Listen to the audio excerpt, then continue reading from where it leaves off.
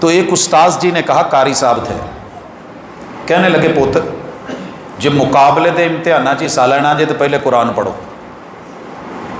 4 سپارے یاد کرواتے تھے، نصاب میں شامل تھا. اچھا نا، ان کی بات دل میں بیٹھ گئی. وہ جو 4 پارے تھے نا، جب یاد کیے، پیپر دینے گئے، ایک دن بھی کتاب نہیں کھولی تھی. پرائیویٹ، نہ کوئی ٹیچر، نہ کوئی کتاب، نہ کوئی نصاب کا پتہ، اور سائنس کالج فیصل آباد میں جا کر کے پیپر دیے. نقل کو میں نے پوری زندگی حرام سمجھا ہے. 1 نمبر لے کے اگر سند میں داخل کر لیا اور پھر اس پہ جاب لگ گئی تو پوری زندگی خود بھی حرام، بچوں کو بھی حرام کھلانا. نہ نقل کی نہ کروائی.